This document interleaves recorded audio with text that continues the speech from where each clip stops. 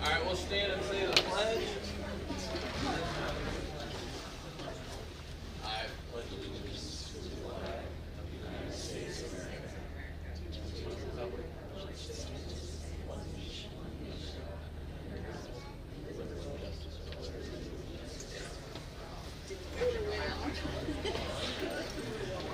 for all.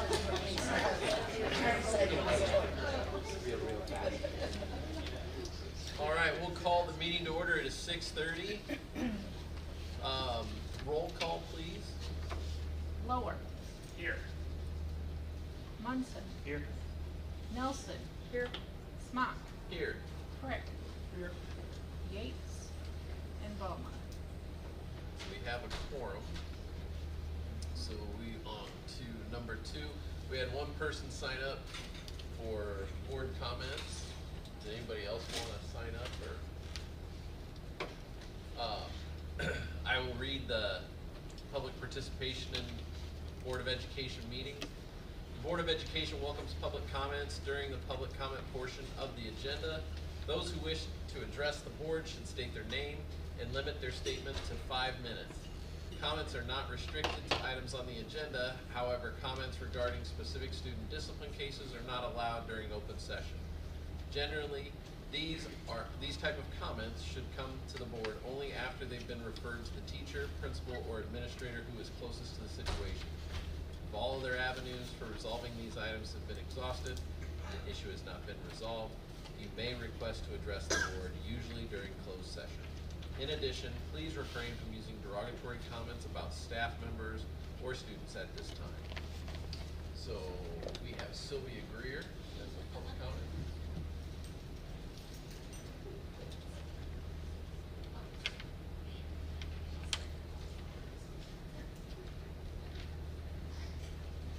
There's only one. You're supposed to only get 5 minutes, but I'm not going to time you. She's just handing something out. Oh no, but I'm just saying you're good. Oh, okay. There's Okay. only one person signed up, so we do. Oh, so I get like Yeah, you get. ample time? Okay, okay. All right, well, first of all. So not my day. Yeah, pre-K. So to start off, I'm Sylvia Greer. I'm a pre-K teacher. I think everybody probably knows me here. What we did is actually the packet that you have, us pre-K teachers started off making this kind of just going over some key points that we wanted to go over about our building, what we love about it, what we think fits for pre-K, and we added pictures in there of our classrooms, our closet spaces, and our facility that we have. And but then I had a couple parents come forward with some letters that they wanted read, so I figured I'd hand that out and go this route instead. So I'll just go from here. So this is from a parent. When my son started preschool, he was very shy, timid, and quiet. I was a first-time mom and so scared to let him into the world without me being right there with him. After the first backpack night and seeing where he would be and who he would be with every day, so many of those concerns and fears were laid to rest. I got to see where he would be playing on a safe, secluded playground built for kids just his age. I got to see the big gym that was perfect for those days where it's too rainy or cold or just too hot for his little body to be outside. I got to see his big classroom with so many areas for him to grow, to become smarter and stronger, and it has been perfect for him to start to grow into his own new person. I got to get to know his teacher in Paris, and he has gotten to learn so much from them. I got to know all the people that he gets to see on an everyday basis. He got to know them and love them. So much so that over the summer he would get so excited when he would see Mrs. Greer or Miss Pam out in public, and then later would ask, when can I get back to school and see Miss Greer and Miss Pam? I love them so much and I just miss them. Since my oldest son has been going to his school, I have often taken my youngest son with me to school events, meetings, and for drop-off and pickup, and he has also gotten to know everyone from the teachers and the paras to Miss Jody in the office, and everyone who works so hard every day to make sure that our littles start their school career with the greatest experience possible. He will be attending preschool next year.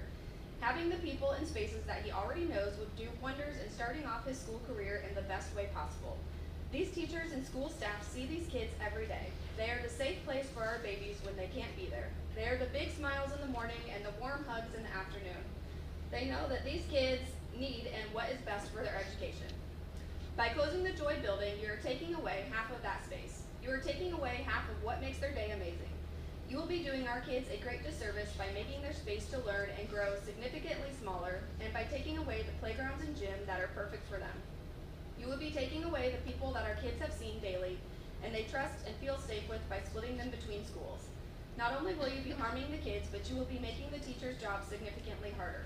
You will be putting them in a smaller space that doesn't work well, causing more chaos through the day. You will be making them choose what things they can and cannot fit in their classrooms, things that they use on a daily basis to help our littles learn to become great people. You will be making the staff choose which kids get to go to preschool and learn and which ones they don't have room for. The decision will affect teachers and kids for years to come. We don't know yet what these little kids will become, but we do know who helps them there and who is their safe space is when we leave our arms. These teachers want and know what's best for these kids. I think it's time to listen. And from another parent, to whom it may concern, I am writing to share my deep concern regarding the proposed plan to move preschool students from their current early learning center into an elementary school setting alongside much older children. The Early Learning Center provides far more than early academics. It's a safe, nurturing, and developmentally appropriate environment that has been intentionally designed to meet the unique needs of preschool-aged children. At this important stage of development, young learners require carefully structured routines, safe spaces built for their size and abilities, and staff who specialize in early education. This environment helps them thrive both academically and socially. Moving preschool into an elementary school environment presents several challenges that could negatively affect their growth and confidence. 1. Safety and well-being. Preschoolers are at a very different stage of development than elementary-age children. They thrive in spaces tailored to their physical needs, social needs, and energy levels. Being a shared environment with much older students may unintentionally compromise their sense of security and safety. 2. Developmental impact. Early childhood is a sensitive period for building social, emotional, and cognitive foundations. Research shows that young learners benefit from the environments intentionally structured around their developmental stage. Exposure to older peer groups could create pressures that disrupt their confidence, sense of belonging, and ability to learn at their own pace. Number 3, loss of nurturing environment. The Early Learning Center has been designed to foster comfort, encouragement, and individualized support. Relocating preschoolers into the traditional elementary school risks losing the warmth and specialized environment that has helped so many children begin their educational journey with joy and excitement. For these reasons, I believe that moving preschool into an elementary school setting is not in their best interest. Instead, I urge you I urge decision makers to prioritize maintaining preschoolers in an environment that is specifically designed for their age group, their learning needs, and their overall well-being. Protecting the quality of early childhood education is one of the most important investments we can make as a community. Ensuring that preschoolers continue to learn and grow in a safe, supportive, and developmentally appropriate space will help lay the foundation for their long-term success, confidence, and love of learning. I respectfully ask that you consider this plan and continue to prioritize the unique needs our youngest learners need. Thank you for your attention to this matter and for your ongoing dedication to the children and families in our community. Sincerely, Laura. And if you guys have any questions, let me know. We're happy to help, and I know Becky would probably answer any questions as well. I'll just throw her out there. Thank you.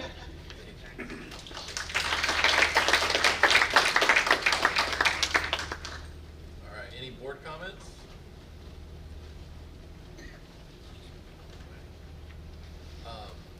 We had number 4, item number 4, correspondence. We had a thank you from Karen Wheeler and family. So everyone, did you get to see that, please?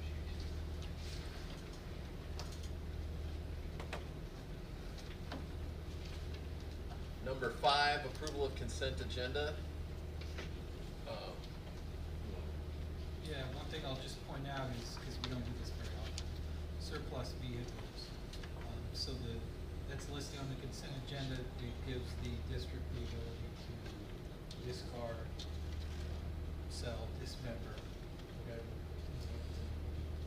They're no longer in service. They're in your packet.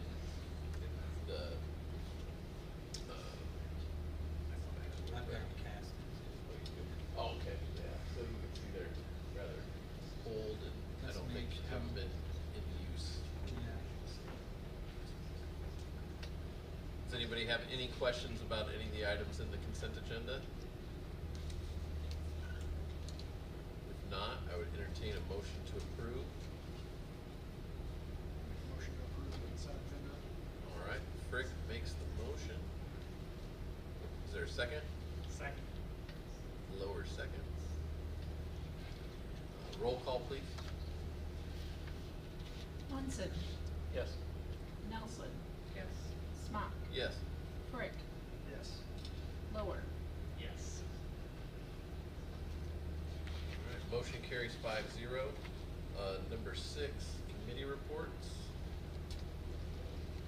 I've got a few things thrown up. I'll let you talk to the finance committee piece. Yeah. Under building and grounds, just see the capital improvement planning update in the informational / discussion items portion of the meeting, and then we'll plan for a September / October meeting.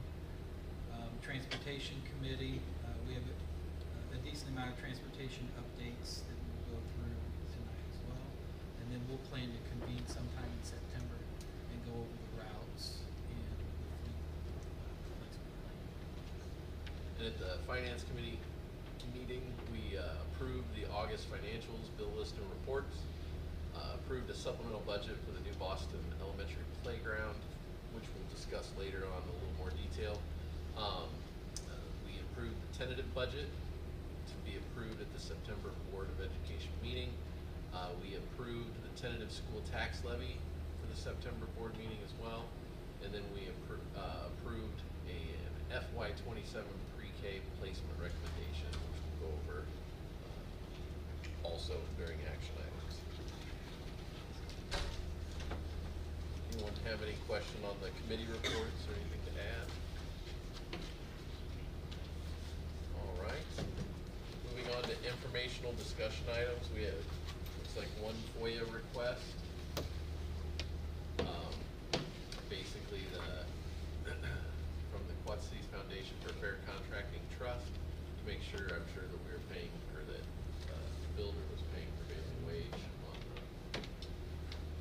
on the projects. That was the only FOIA request we had. Moving on to 7.2, academic improvement planning. Okay, I'll start with the FY26 district goals, getting congruent with what we had for FY25. 5 buckets: student academic growth and achievement. Board goals: continue to strengthen K through 8 ELA/literacy and math curriculum instruction approach, and continue to modernize our curriculum approach. Programs and services continue to strengthen social emotional student supports and increase targeted pathway-based course opportunities. District and community relations, strengthen community involvement in schools and continue to solidify and expand positive branding.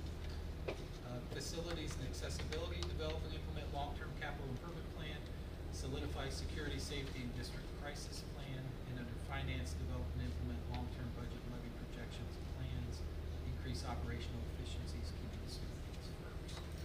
As far as this year's administrative goals, just a refresher, most of them are around behaviors, trying to encourage positive behaviors and trying to stretch our students' math skills at all levels. Academic improvement planning. So just 5 bullets, similar to what we discussed back in July. We are advancing to the Amplified Learning 3rd edition. We are adopting Renaissance Learning K-12. We are in the process, we've started a K-12 math curriculum review and planning and piloting process. We're working to increase cohesion of grading policies and practices, and we work to continuously improve instructional practices in the classroom. All based around the administrative goals that are set in each building, which are developed off of the 4 goals that have been set for the year. All right. Anyone have any questions about the academic improvement plans? One additional item I'll prepare folks for is State Board has approved new cut scores for the Illinois Assessment of Readiness. So it's going to look like more of our students are meeting and exceeding standards. We will need to be cautiously optimistic and careful to measure our student success rates with others in our area, and not get too celebratory over the increase in percentages, because the increase in percentages is mainly due to the change in cut scores. So more of our kids are going to meet and exceed just because they're changing the bar. Go the other direction with bar, didn't you? I did, yeah. You're right. And it lowered. All right. 7.3, capital improvement planning update. Just a refresher of our summer projects. At the ELC, the HVAC and domestic water downsizing was completed. At Apollo, security is complete. We still got a little bit of work to do in the kitchen to get everything set up the way that we would like. The new coolers and the renovations to the area are, we've received positive feedback from the girls working in the kitchen. Exterior lighting and landscaping are still on to-do list. New Boston, the building's down. The pre-K classrooms are still on the to-do list. The parking lot and the playground are still on the to-do list. A lot of progress has been made on the playground. Huge thanks to the PTO down there. The labor was all free, which allowed the building and the district to get as much equipment as we possibly could for the kids with that savings. We'll talk a little bit more about that later on. At the junior high, security is complete. Still to-do items, exterior lighting, landscaping, and some HVAC control work. At the high school, vocational HVAC, I think is running well. Mr. Lucas, running well? Yes. Good deal. Restrooms and water functionality are still items that we'd like to improve upon. So, that's all right. Any questions on the capital improvement planning? I should mention one more item. The women's restroom at the high school, there's paint peeling there. That's an area of known concern. We'd like to rectify as soon as possible. I know we've got volleyball games coming up, so we won't get it done that quick, but it's an area of known concern. Okay. 7.4, annual student enrollment update. Okay, there you can see our numbers for 25-26. At the Early Learning Center, we have 58 students enrolled in pre-K. That's down from 69 last year and 77 in each of the years before. Apollo's down a few, down to 332 from 365 last year.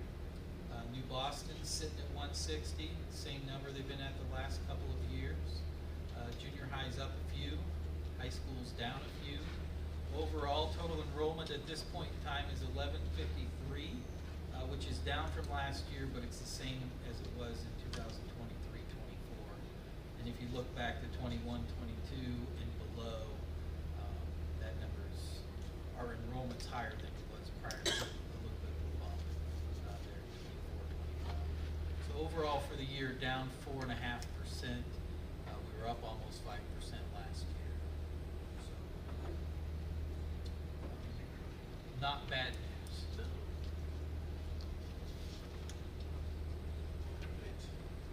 Any questions on student enrollment? 7.5 transportation update. All right, daily routes are similar to last year.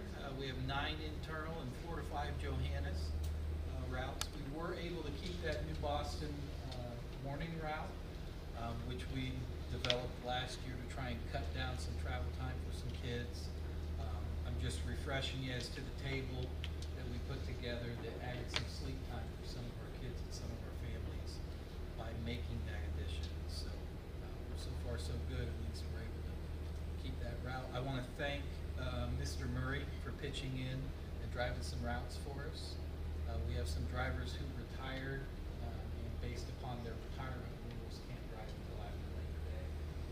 So then they'll pitch back in and help us out. And hopefully we'll have a couple more people licensed by that time.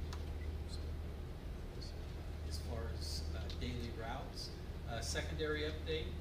We leveraged a partnership with Warren County Public Transportation to enhance the New Boston to Aledo after-school transportation. What that means, for those of you that don't know, we've got 5th graders that will participate in cross-country in the fall, wrestling in the winter, and track and field in the spring. At least last year, we've had a staff member who was transporting them in their personal vehicle for us. This year, we're leveraging a partnership with Warren County Public Transportation to take 5th grade student athletes to junior high practice and add the opportunity for New Boston students to participate in the YMCA after-school program in Paula. I believe next week we'll have at least one family taking advantage of that. And for folks who might be communicating, if anyone's interested in the New Boston area, sign up through the Y for the after-school program, and then let the office know that your child will be transported. I think we have a couple cross-country kids taking that. They got there safe on Tuesday. All so. right, so far so good. In addition, we've combined a couple Quad City area routes this year into one. You probably noticed we've got different buses running, different yellow buses running routes. So minus a few hiccups, the new Bluebird buses are running well. We're awaiting delivery of the 2 slightly used low mileage models that we purchased outside the lease. They're supposed to come late Monday morning. We continue looking for ways to increase operational efficiencies and looking for ways to decrease student seat time. That's good. Awesome. Any questions on the transportation update? All right, 7.6 IASB board self-evaluation. For some of the new members, you didn't go through this, but we, Tab, how long ago was that Retha came? It was probably 8 years ago. This was before COVID. But the IASB has a workshop that they will come here and help train the board and old members and new members, refresh our memories on what's board work and what's admin work and what we should allow admin to make decisions on and what are our decisions to make. So the training is $400, and they come here, they do it all. It's one evening. So no, she's retired. So she gave me some dates. So we'll add that to the end of, can we add that to the committee dates? We'll figure out a date that we can do that. She can come up during the week, so it'd be like a, I think she said it was about two hours, and she can train us. So if everybody's interested in that, we'll move forward with it. So, any questions?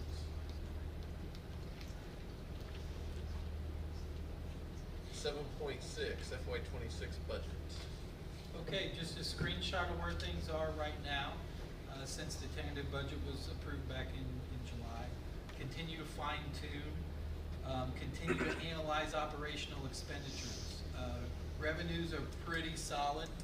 We've got answers from the state on most values associated with the revenue that we get from the state and the federal government. And of course, the local tax levy that we approved last December dictates the local money that we get. You can see operation funds, O&M, we're at just over $1 million deficit.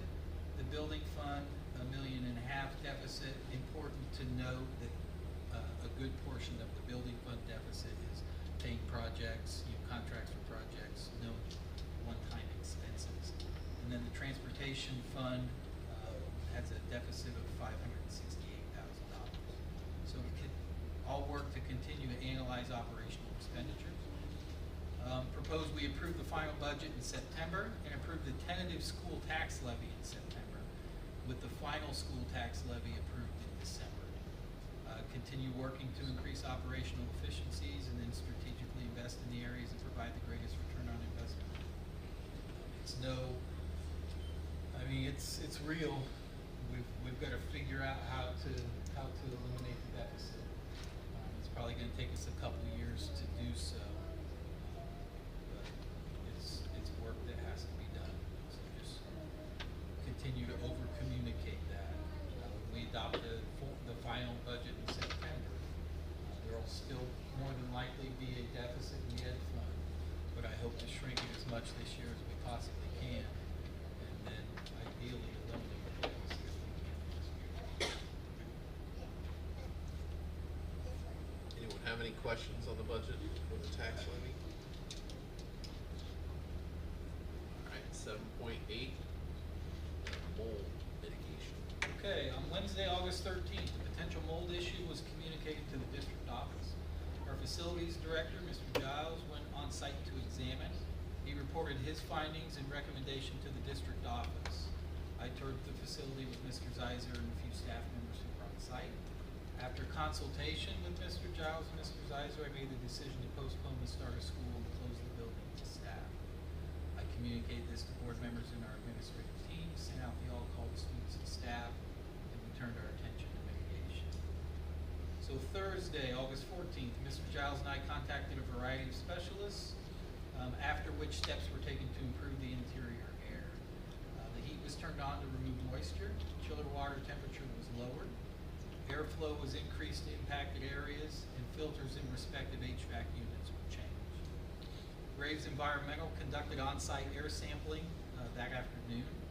Blaze Restoration was contacted to conduct a site visit, and I delivered some air purifiers to the high school that we had stored at the district office. On Friday, building custodians conducted on-site mitigation. Blaze Restoration conducted on-site analysis, and they were contracted to fog the following morning. Indoor air quality results were returned late afternoon. That's a screenshot of the table that we received. Those are the 22 areas that were tested.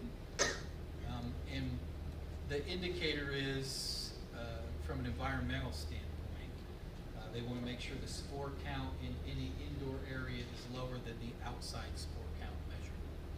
So the outside spore count measurement was 12,133 spores, whatever M3 is. The highest indoor reading that we had was room 110 at 5,600.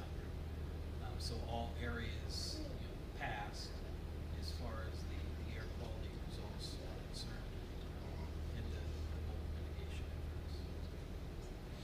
On Saturday, Blaze Restoration fogged the area. I communicated to the board administrative team that the building would reopen to staff at noon on Sunday, and Monday would be the first full day of school. And Mr. Giles continued to monitor on-site conditions.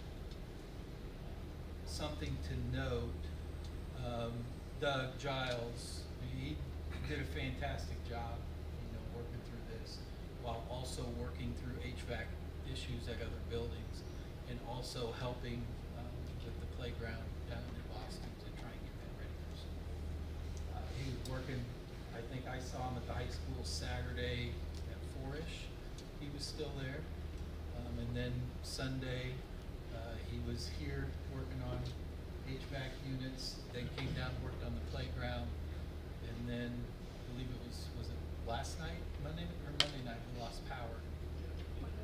So he was babysitting chillers all night until, I don't think the high school power came back on until maybe 2 a.m. or so. So we had to get the chillers going, so it was ready for the school. Us to have school Wednesday, so I can't thank him enough for all the time and effort that he put in on this effort and all the others to try and keep us up and running. Any questions on 7.8? All right, then moving forward to action items, 8.1, action on MCEA collective bargaining agreement. Okay, so the union has ratified a 3-year agreement that we negotiated. There were some language updates, some stipend increases, and overall annual base pay increases of 4% the first year, and then 3.5 in year 2 and year 3. Anyone have any questions or discussion? I would entertain a motion to approve. Make a motion to approve, collective bargaining agreement. All right. Second. Nelson, seconds. Frick made the motion, Nelson second. Roll call, please. Nelson. Yes. Smock. Yes. Frick. Yes. Ballmer. Yes. Lower. Abstain. And Munson. Yes. Motion carries 5-0-1. All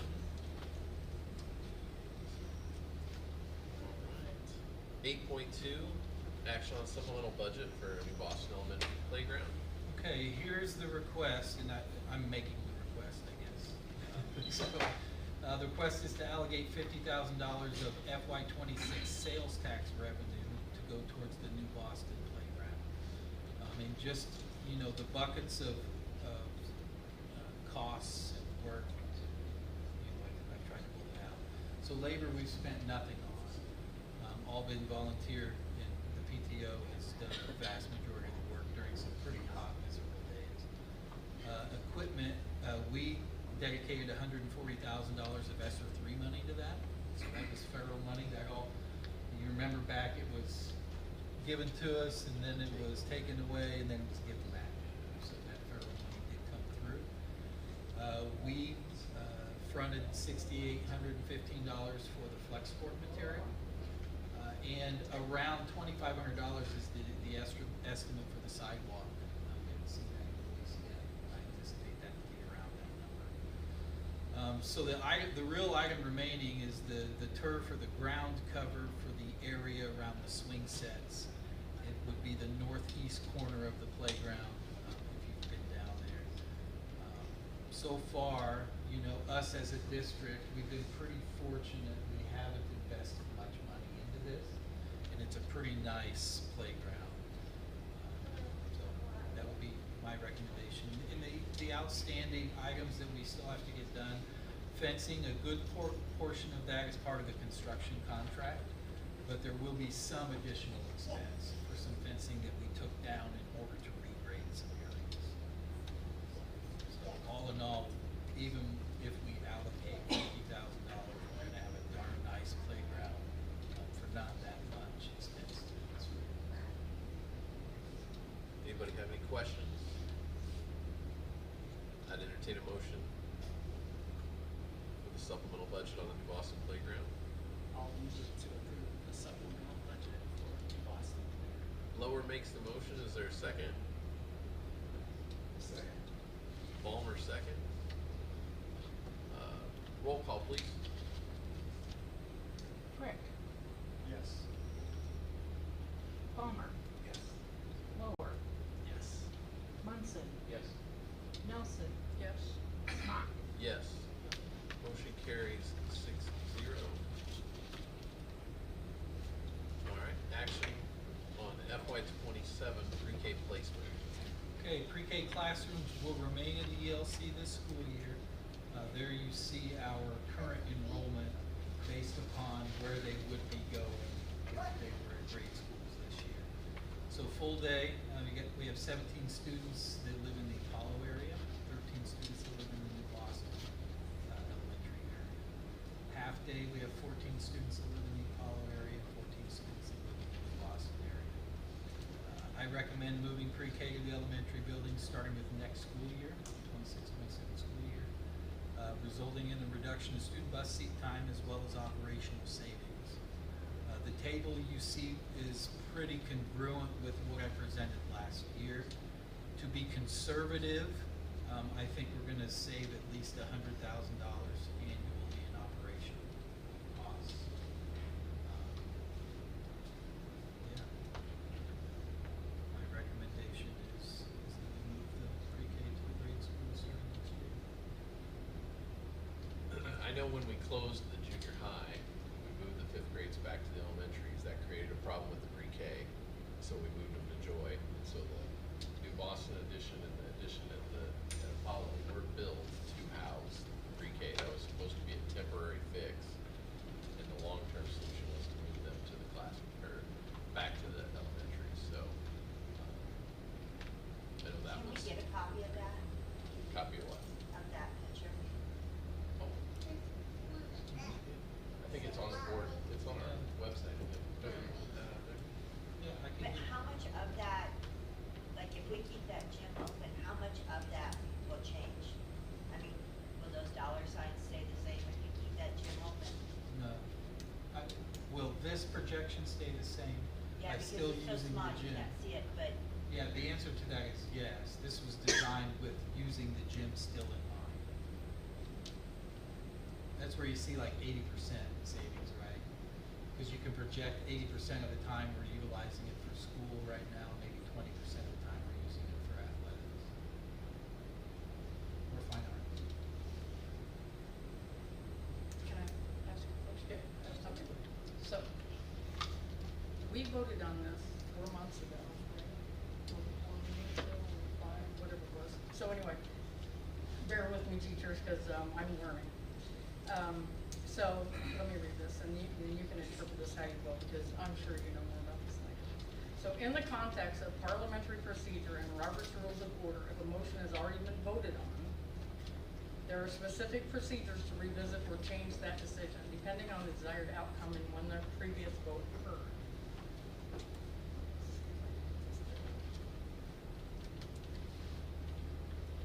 Okay, I'm not gonna do this. Here's a breakdown of the rules.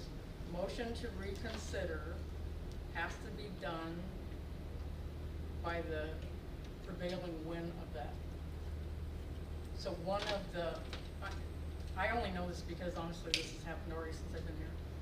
So of the 4 people that voted on to keep that where it's at, 2 of the 4 have to make the motion and the second for that to be revisited. And that's my understanding. If I'm wrong, I'm okay with tabling this until we know. But I'd rather not get in a mess with Robert's Rules of Order. So we can't vote on the buses because we voted, To shut the pre-K. to move like, the so pre-K. 10 years ago, we voted on the buses. No, I'm not talking about the buses. You can't bring that back up because we voted on it one direction. Because that was for this year, it was the last vote, correct? I don't know. It's a question, Tim. Honest to God, this is a question. I'm looking to see what the And motion so- was, because if I remember correctly, the motion was to leave pre-K at pre-K for this school year. Could be. So I'm gonna look, You know, I'm looking at it. but what I'm saying is, it's just a question Yeah, no, I'm with you. because the That's what I'm looking community for. is still very much up in arms, and I'm kind of on the fence about this, because part of me understands this, and I understand the staffing that we have to keep them in Joy. I'm totally on board and understand that, but I also question the split in that all the arguments that were there before of losing instructional time by the transportation and moving these teachers back and forth is very alive and well. It's the same thing as it was a year ago. Do you remember what month that was? I So don't, it because, was- I don't, that's because Yeah, I've this got- you know, and this thing was discussed in a finance meeting, so rather than it being a building or grounds and structural thing, it appeared to me that it was about money, because it happens at a finance meeting, and because it's Monday, and this is only Wednesday, it takes me longer than that, I'm slow. No, you're good. No, so in January, Great question. in January it was on the agenda, and here's the motion. There was a motion by Nelson, second by Wagner, to approve preschool remain together at the Mercer County Early Learning Center. 4 in favor, 3 against, motion carried. So it wasn't specifically for that year? Correct, it's not that we have official dates. May I ask a question real quick? I see the mileage for the half-day teacher. Is that, so the plan is to split that position, correct, between 2 weeks? Is that the intention? I didn't understand the question. Currently correct. Okay. My concern is, and I'm just talking as a concerned taxpayer and parent, carefully consider the amount of paperwork and extra things that are done outside of the day. Because I can just tell you from experience that the pre-K paperwork is its own different animal. And it's nothing like my position or a elementary position. There is so much data that the state of Illinois wants them to collect. And it's my understanding that if they were to travel, that lack of work time is going to be a very difficult position. You're cutting that work time to get that paperwork complete properly. That's a huge concern that I would have. And I know that as teachers, we all take stuff home. But I've witnessed this for the last 11 years. The paperwork is just a lot. And I just want you to When you consider- talk about this paperwork now, it's my understanding that, you know, like, I'm old, so way back when, we had kindergarten to get people ready for school. We now have pre-K to get people ready for kindergarten. So we rewound that a little bit. So school that we are required by the state to supply the kids, kindergarten through 12. We require that. Is this not a grant-based program rather than required, which is what initiates all that paperwork? And they have many, many things they have to adhere to be able to keep that funding. Yes. And one of them is the gross motor skills requirements that they do a fabulous job with, that requires room. And so they have to document that. Am I correct or am I incorrect? Yeah. Okay. I don't want to misspeak on somebody else's job because I am not a teacher. So we've got 2 options.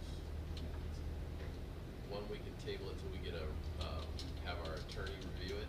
Or 2, we make a motion and approve it and have our attorney review it. And then if they say you can't do that, then It's a year.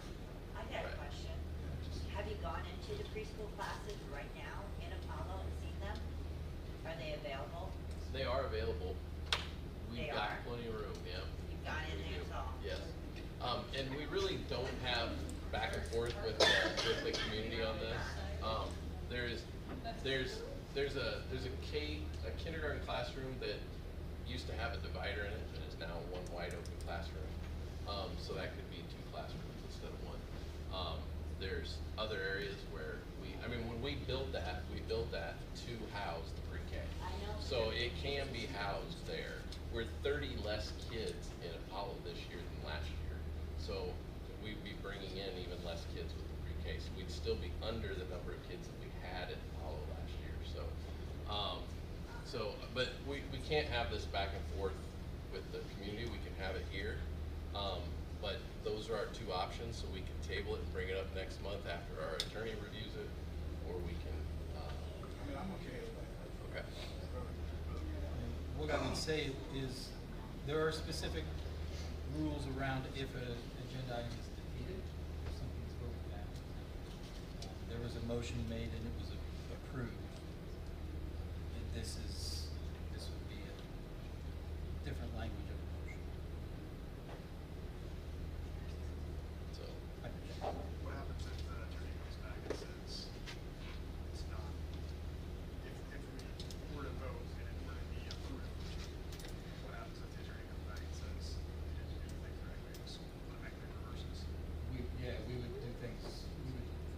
back the next meeting and do things according to how she scripts and stuff.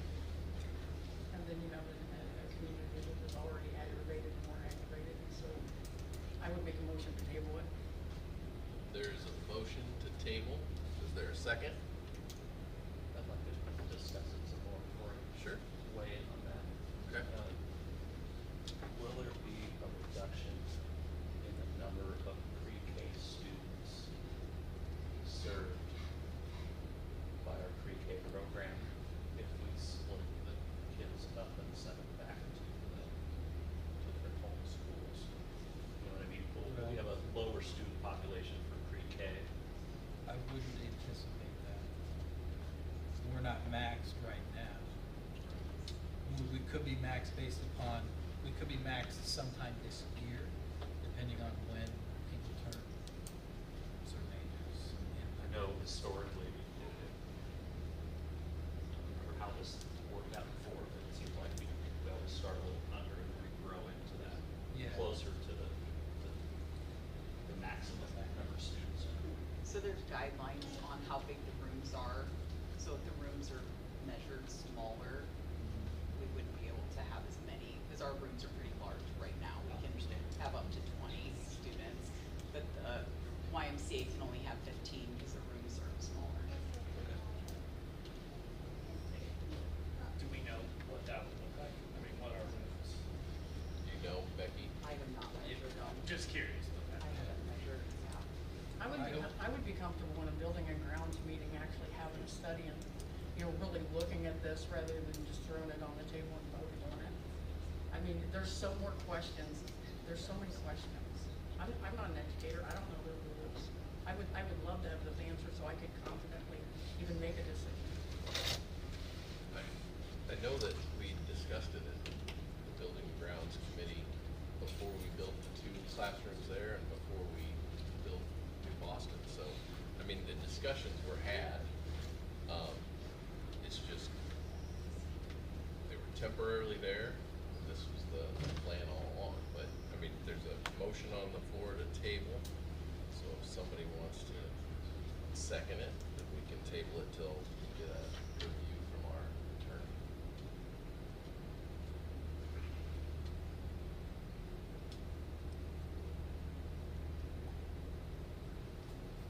From my seat, it's like twofold, right? So everything that I've coming in, we've got pre-K rooms, we've got pre-K rooms, that's what they were designed for. And we have a need to find operational savings from wherever we can find them. Okay, so I don't wanna be the argumentative guy at the table, I definitely don't wanna do that, but from a building and ground standpoint, I feel like there may be other options other than, you know, like, right now, it's leave them at Joy or split them between 2 buildings where they lose instructional time. Would there ever be an option to, like, utilize, like right now, say New Boston was built, you have kindergarten that you built 2 classrooms at $500,000 before you use 1. You have 2nd grade, same game, you use 1 room, built 2. ECE, that elementary, there was 2 rooms built for that down there, so you have 4 open rooms. So it would almost make sense to me if they say it's better to keep them together, put them all in New Boston in those rooms, and that would allow Apollo not to be smothered, or, because even though that attendance shows a drop in, Alita will in time grow, and they're going to have more kids than New Boston will. It's the way it is. But with that said, that would actually, if you had a bus that, and it would work, and that's why I said building grounds would make me happier with that. If you could have put those kids together in the New Boston, you wouldn't be moving the teachers around driving. They would all be together. You have 4 open rooms down there that somebody spent a lot of money on. And if you had other classrooms at Apollo that was crazy full, you would be able to have a bus going there so you could level out those classrooms a little bit. I mean, Adding a lot of bus time for those kids. 10 minutes. They're already coming. They already come to Joy. Well, I think that's part of the thing, though, is the Y's will not actually increase. It was moved to Joy because Yeah, my kids went to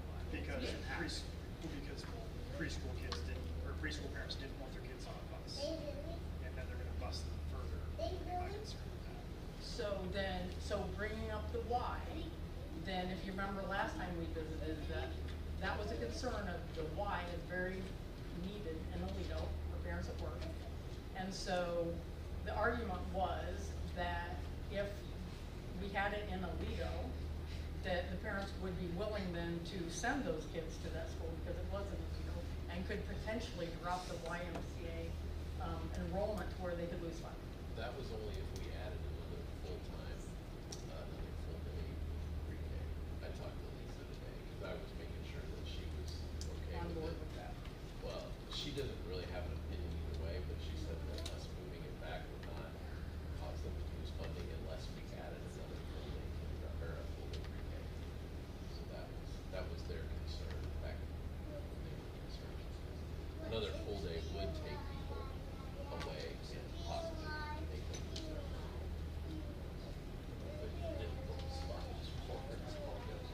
Based on Lori's, proposition that we would have the entire, in other words, if you were considering having the entire pre-K population down in Boston. I felt like that would be an instead of splitting option. it. Right, is that, okay. So if that were the case, what kind of impact would you expect that to have on the operational savings? Would there still be a reduction or not, in your opinion? And I realize that may take some research, and if it does, it's fine, but I would anticipate there would still be some savings, although I think the transportation savings would be less. And we would encounter some folks that we know who might opt to have their kids go to Y instead of go to our pre-K program. And then we would end up with fewer pre-K students potentially overall.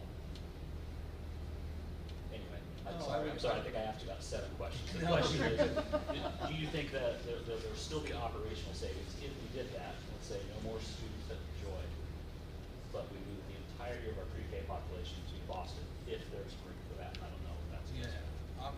In my, just doing quick analysis, right? We would save the money that's allocated for electricity, national, and natural Right, gas. those would change natural We'd gas. save would change. custodial. Sure. We wouldn't save transportation, and I would estimate that personnel would be pretty similar. Now, as far as classroom, we would need to, the item that comes to mind quickly, right, is we would need more classrooms with restrooms in them. We have the two that are designed to be pre-K will have restrooms. We have our 2 that are designed to be kindergarten that have restrooms in them. And I don't know any classrooms that don't have restrooms. Is there a requirement for kindergarten? No, it's a requirement for pre-K. I couldn't hear, sorry. Is No, there we can hear a you guys. restroom, is there an in-class restroom requirement for kindergarten? For kindergarten, I don't know that. For preschool, we get docked because we don't have, when the state comes in, we get docked for not having a restroom. You don't have it where you're at. No, You but currently do not have it. no, but they don't share it with anybody else either. That's kind of the, Yeah, it's that's nice. the We concern still is get you docked don't by want the to state, share it but- with older kids. This is, when you say dock, what does that mean? So when they come in, the state comes in, they give us points for everything that we have to follow. They measure stuff. It's kind of a big deal. We still got gold, even though we were docked for that, but, Okay. there's other programs that do not have them, but it's ideal to not have to have a para leaving the classroom, because a lot of our students aren't toilet trained, so. Are there financial consequences for the district being docked for those restrooms or anything, or it's just No, sort of we still you got can get an A gold. plus or you can get an A if you don't have Right, restrooms? yes. I had a quick question. Have you all gone to the preschools while the children are there to tour the entire facility and see what they do on a daily basis? Yeah, not this year, but I have been there. I highly urge you to do that. I've been there with my son throughout the year, and there is a lot going on and a lot that goes into it every single day, and they need that space. Alright, so we have a motion on the table, on the floor to table this. If there is no second, it will die, and then we can entertain another motion, so it's. Sorry, Phil, I'm gonna ask No, one you're good. more question. Because I think that is actually an interesting idea about taking full-time for the other, everybody going to, Boston. But I would really be concerned with the half day going there for sort of transportation. sorry. I was saying, I think it's an interesting idea for everybody to go to Boston, but I don't think it's a great idea for a half day to go to Boston from. Would that cause problems? Yes. What Zach's saying, I don't understand a lot of this, but would that cause a problem if there was a half day? We already Would- have buses running midday, they would just have to go further, especially for those They would Aledo have to go that kids that extra are 10. north of Aledo. We still have midday. And our other buses. grade level positions would be redone as classroom fees taken I out. don't know how long we'd be on there. So No idea. that would be a problem too. Yeah, I mean, ideally, we don't wanna just have a couple grade levels have one teacher. You know what I mean? Hopefully, we're gonna get more kids coming in. So, I thought- I so mean, actually, ideally, that the would teachers be are nice. adamantly against that. All right, so we have a motion on the floor to table. If someone would like to second it, we can take a vote on the motion to table. I'll second. All right. Munson? Roll call, please. Lower. Yes. Munson. No. Nelson. Yes. Smock. Yes. Frick. Yes. Palmer. No. All right, so the motion to table carries. I would encourage the people that are here with lots to say to come to the building and grounds meeting that we have next and the finance meeting. Because this is not really the area that we should be having these conversations. So we have those meetings and we discuss these things and no one comes. So they will be posted on the district website, so I would encourage everyone to come. We'll have our attorney review that last motion, and we'll make sure that we do things by the book. All right, so that is all of our action items. Administrative reports.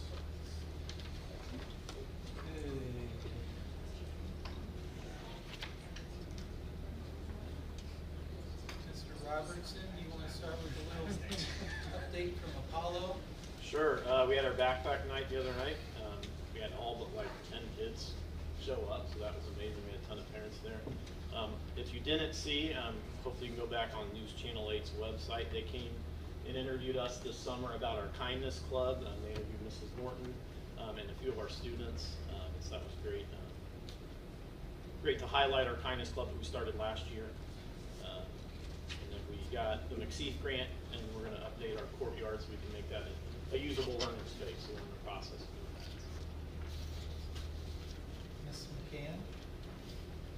Yes, so we had, Miss Beery, she's only 9 years old, but she has a daughter that's somehow old enough to be little Miss Illinois, and the Mercer County Fair Fleets came out and did landscaping.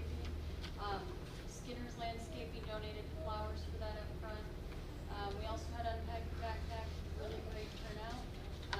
We had our, building mic stations yesterday, and then end of the day with an assembly. I've done a couple wardrobe changes since then, and I nailed Miss Breeden's impossible shot, 4 times, guys? 4 times, I think? Do we have video evidence? Possible. Sounds like a possible. It's not impossible if you don't it. Oh. It's only impossible if you know, follow the rules. So, that was a really fun way to end the day, and, ready to get into a first full regular day with kids tomorrow. Ms. McKee? We had our open house last Thursday. Parents and teachers did a wonderful job. Last minute since school was canceled, getting everything organized. We had a good turnout. I think 88% of our families attended. The kids went through the scavenger hunt and got to see all the different spots in the building. And the bus barn usually brings a bus over so the kids can get on there and they're not afraid that first day riding that school bus. We have 29 returners, and then we welcome 29 new preschoolers. And to be honest, for the first 3 days, it's really gone well for our new ones, so it's going good. Mr. Sedan? I don't know, I'm kind of on an emotional roller coaster about this impossible shot. I've been working on it for 5 years. And she said that like Come how, down, you how, can how? try I it. got ideas how to do this. Mr. Nelson, I will be dunking next time. No, in our building, big shout out to our custodial staff, the work they've done in here to get our building ready for our our teachers and our kids, absolutely awesome. Open house, we had over 95% attendance, people showing up in our building. It was absolutely packed through halls, kids everywhere, parents, working on lockers. I mean, the kids were working on lockers too, the parents were mainly. And then the other side of, like, we've been in 2 days, a lot of new faces in the building, just a lot of like scared eyes on where they're going and figuring it out. Junior high's a little bit of a touch when you get in the building, but they're getting it down, no discipline issues. You got some big classes. No discipline. You got big classes, 95, 93, 88. Those are decent numbers. Yeah, we're trending. Yeah. We're trending. Absolutely.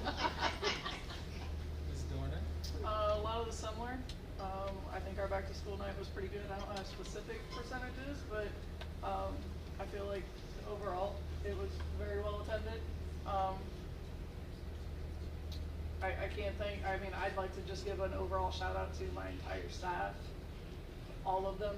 I mean, we're in a big transition with a new principal. I'm doing everything I think I possibly can to help out, but I'm sure I've had shortcomings and they have given me that grace. We're working as a team. So many people are helping me out, helping us out. So I just thoroughly appreciate all of that from every single one of them. The kids have been pretty good. A little bit of a honeymoon breakup today, but you know, it's all right, not too bad.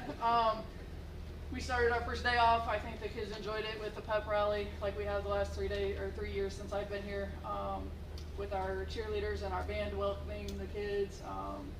We played a little rock, paper, scissors tournament. Seniors lost, so that was epic. Staff lost our volleyball game to the students. We made them come back with a little help from some cheating on the scoreboard. And despite the full day, our students still enjoyed a cookout that our ag department got done for us. So I do want to just, I threw on a lot of extra stuff on that board report today. So please take note of, I added the counselor corner updates from Mrs. Staker and Ms. Haynes. And then one other thing that they asked me to put on there, which they didn't tell me till I got here.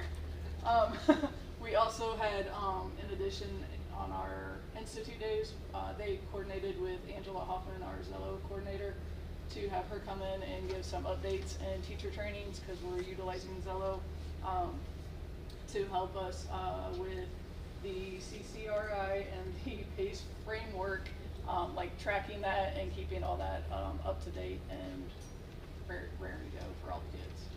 So that was very beneficial for all the staff as well. Thank you all for the updates. Any questions from the board? All right, then I would entertain a motion to go into closed session. I move to go in closed session. Munson, is there a second? Second. Lower seconds. Roll call, please. Nelson. Yes. Smock. Yes. Brick. Yes. Ballmer. Yes. Lower. Yes. Munson. Yes.